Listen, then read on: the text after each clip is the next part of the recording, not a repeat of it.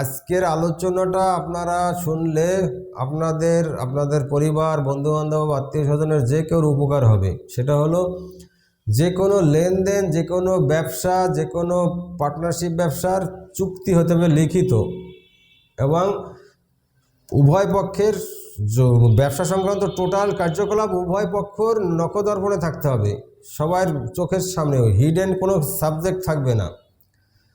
তো আজকের ঘটনা হলো আমার দুটো চেম্বার, আমার একটা চেম্বার আছে, সেই চেম্বারের পাশে আরেকটা চেম্বার ছিল। ওনারা দুই বন্ধু, আপন দুই বন্ধু, এরা ব্যবসা করতো। একজনের পুঁজি লক্ষ লক্ষ কোটি কোটি টাকা, আর একজনের পুঁজি ছিল না।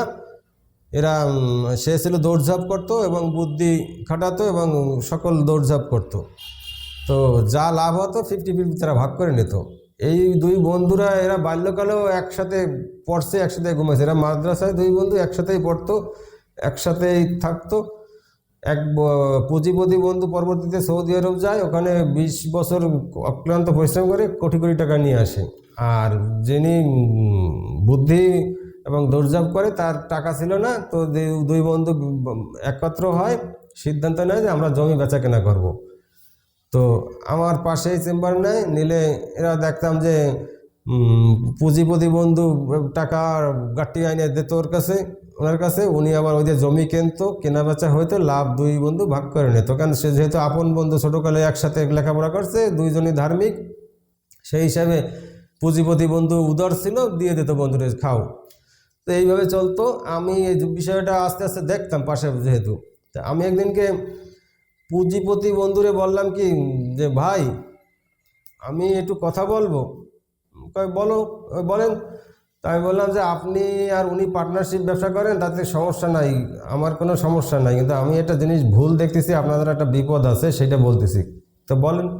তো আমি বললাম যে আপনি পুঁজি দিচ্ছেন আর উনি ওয়ার্ক করতেছে, রেজাল্ট যা হচ্ছে 50-50 দুজনে ভাগ করে নিয়েছেন, সব ঠিক আছে, সমস্যা নাই, এতে আমার কোনো দুঃখ নাই, লোভও নাই। কিন্তু আমি একটা জিনিস ভয় পাচ্ছি, সেটা হলো আপনারা যে মৌখিক করতেছেন আর একচাটিয়া যা জমি কিনতেছেন ওনার নামে, এটা ঠিক না। আজকে যদি আপনি মারা যান, তাইলে উনি কিন্তু কাগজপত্রের মালিক, উনি কিন্তু আপনার ওয়ারেসদের ফেরত দেবে না। কেন, আমি আমার এই কর্মজীবনে এরকম বহু দেখছি।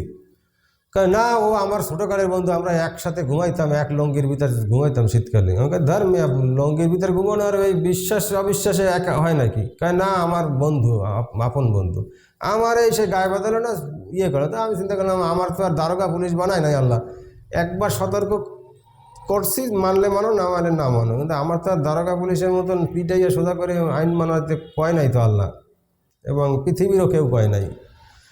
তো এইভাবে দিন যায়, বছর যায়, এর দুই বন্ধু আরামায়েসে ব্যবসা করে এবং জমির ব্যবসা কোনোদিন লস হয় না। আজকে যে জমি 5,000 লাখ টাকা কাঠা কিনছেন, কালকে 8 লাখে বিক্রি করতে পারেন। আমি জমির ব্যবসায় কোনোদিন লস দেখি নাই। দুই বন্ধু কেনা বেচা করে, অনেক বেচা কেনা, অনেক টাকা পয়সা দুই বন্ধু ভাগ করে নিয়ে যায়। বড় বড় দেশি মোরগ কিনে আমার চেম্বারের পাশে রাখে, রাত্রে নিয়ে যায়। বড় বড় মাছ দিয়ে যায় বেচারারা, মানে ওনাকে খাইতো বেশ, কৃপণ ছিল না। তো এইভাবে দিন যায়, বছর যায়, এইভাবে যাচ্ছে আরামায়েসে, আমারও কোনো সমস্যা নাই। কিন্তু আমি যেটা ভাবছি সেইটাই হয়েছে। ওই পুঁজিপতি বন্ধু উনি ছিল একটু সাদা মাটা, আর ওই যে বিনা পুঁজির ব্যবসা বুদ্ধি দিয়ে পার্টনার, ওরা হলো শেয়ানা ছিল। তো ওই নরম ভদ্র যে পুঁজিপতি, উনি হঠাৎ মারা যায় স্ট্রোক করে। মারা গেলে ছেলেফেলেরা কয়েকদিন পর দাফন টাফন করে বাবার অফিসে আসে। ওই বন্ধু, অপর বন্ধুরে বলে, চাচা আব্বার দেনা পাওনা টাকা পয়সা কি কি আছে, আমরা আব্বা তো মারা গেছে, আমরা আর ব্যবসা করবো না, আমাকে দেন। কয় কি কও, তোমার আব্বার কিচ্ছুই নাই, এই দেখো খাতা, ওই যে এতদিন যে ব্যবসা করছে ওনারা যে লাভের অংশ দিয়েছে, সেই লাভের অংশ দেখাচ্ছে। লাভ তো ভালো, মনে করেন 1 কাঠা জমি 5 লাখ টাকা কিনছে, 6 মাস পর 8 লাখ টাকা বেচছে, তাহলে 3 লাখ টাকা লাভ। 3 লাখের 50 কত? 1.5 লাখ টাকা। ওনার ঘরে 1.5 লাখ টাকা লেখা রয়েছে, সই করে নিছে। ওইটাই খালি লিখিত করছে, আর কোনো জিনিস লিখিত করে নাই। আর যত জমি কিনছে সব ওই শেয়ানা বন্ধুর নামে কেনা হয়েছে। শেয়ানা বন্ধু নিজেই যায় রেজিস্ট্রি অফিসে, নিজেই রেজিস্ট্রি করে দেয়। আর এই পয়সাওয়ালা বন্ধু ওই অফিসে বসে, নামাজ পড়ে বাড়ি যায়। উনি আর এই কষ্টে যায় নাই, বন্ধু নেয় নাই যে তুই আর কষ্টে যাবি কেন, আমি দৌড়ঝাঁপ করি। সকল দলিল ওই সেনা বন্ধুর নামে হইতো। মনে করেন যে এই জায়গায় 5 কাঠা জমি 1 কোটি টাকা দিয়ে কিনছে, এইটা মালিককে টাকা দিয়ে দিত, আর ওই মালিকের কাছ থেকে একটা পাওয়ার দলিল নিত। এই পাওয়ারের বুনিয়াদে সে রেজিস্ট্রি করে দিত। পাওয়ার দলিল নিলে হয় কি, টাকা 15,000 টাকায় পাওয়ার দলিল হয়ে যায়। আর যদি ওটা কবলা করে আনে তাহলে 2 লাখ 3 লাখ টাকা খরচ হয়। এই জন্য এত টাকা বাঁচাইতে যাইয়ে ওই পাওয়ার করে আনে, আর সেই পাওয়ার দলিল থেকে কবলা দলিল করে দেয় ভালো ক্লায়েন্ট ফাইলে। তাই দেখো, এই যে আমার টাকায় আমার এই পাওয়ার দলিল করা, তোমার আব্বার নামে যা ছিল তাতে এই যাও বেচা বিক্রি হয়ে গেছে। এখন ছেলেবেলে মাথায় হাত, এই ছেলেবেলে দৌড়ই আমার কাছে আইছে যে ভাই আপনি একটু বলেন কি করবো। আমি কই তোমার বাবারে আমি এরকম বলছিলাম, তাতে সে আমারে মানে আমার গুরুত্ব দেয় নাই, আমারে মূল্যহীন মনে করে তুচ্ছতাচ্ছিল্য করে আমার সাথে সে কথা বলছে। তার আপন বন্ধু, এক লঙ্গির তলে ঘুমাইতো, ইত্যাদি ইত্যাদি। তো তোমার বাবার আমি বলছিলাম, আমি তো জানতাম যে এরকমটা হবে। এখন সেই ছেলেরা, মৃত ব্যক্তির ছেলেরা অটো চালায়, খুব কষ্টে আছে। একজনে মিস্ত্রিতে ঢুকছে, রাজমিস্ত্রি জোগাইলে, মানে বাপের টোটাল পুঁজি ওই জায়গায় ইনভেস্ট করা, এবং সেই পুঁজি অনুযায়ী প্রচুর আয় হইতো সারা মাসে। বড় বড় মাছ, বড় বড় করতো, গরু জবাই দিত কোরবানিতে একটা। কিন্তু সেই পুঁজি সব খাই ফেলাইছে ওই বেটা।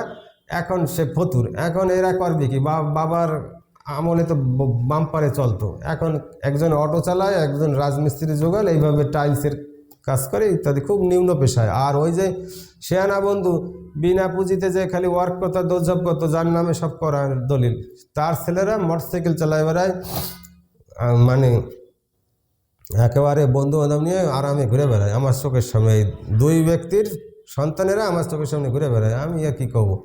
তো আপনারা এরকম আবেগী হবে না। আপন বন্ধু, আপন ভাই, আপন মামু গোল্লায় যাক, নিয়ম নিয়ম, রাষ্ট্রীয় নিয়ম, আল্লাহর নিয়ম, লিখিত করো, চুক্তি করো, লিখিত চুক্তি, সাক্ষী রাখো। আজকে যদি ওরা অন্তত 300 টাকার স্ট্যাম্পে একটা লিখিত চুক্তি থাকতো যে এই পার্টনারশিপের ব্যবসায় এ পুঁজি দিছে, ও ওয়ার্ক করবে, 50-50 লাভ নেবে, কিন্তু টাকা সব অমুকের, এইরকম একটা যদি মানে চোতা দেখাইতে পারতো, কি একটা ডকুমেন্ট দেখাইতে পারতো, ওই ব্যাটারে যে কেউ ঘাট ধরে থাপড়াইতে পারতো। কিন্তু এত বিশ্বাস, মানে আল্লাহর চাইতে নাউজুবিল্লাহ বেশি বোঝে। তো এখন 2 ব্যক্তি, মৃত ব্যক্তির সন্তানেরা খুবই করুণভাবে ঘুরে বেড়ায়, আর জীবিত ব্যক্তির সন্তানেরা এক মোটরসাইকেল হাঁকায় ঘুরে বেড়ায়। 2 জনের সন্তান সম্পূর্ণ বিপরীত। তো আমার প্রশ্ন, এই বিপরীত হওয়ার কারণ ওই প্রথম ব্যক্তি যে পুঁজিপতি, উনি দায়ী। উনি আল্লাহর বিধান মানে নাই। আল্লাহ বলছে লেখো, সূরা বাকারায় 287 সম্ভবত আয়াতে আছে, সমস্ত কিছু লিখিত থাকতে হবে, 2 জন সাক্ষী থাকতে হবে। রাষ্ট্রীয় বিধানও লেখো। আজকে যদি 300 টাকার স্ট্যাম্পে লিখিত থাকতো কোনো রকম যে এ পুঁজি দিছে, এ ওয়ার্ক করতেছে, 50-50 লাভ, এই, তাইলেও সমাজে 10 জনের কাছ থেকে এরা কিছু আদায় করতে পারতো, সবাই সাক্ষী রেখে, আদালতও হেল্প করতো। কিন্তু কিছুই নাই, শেষ।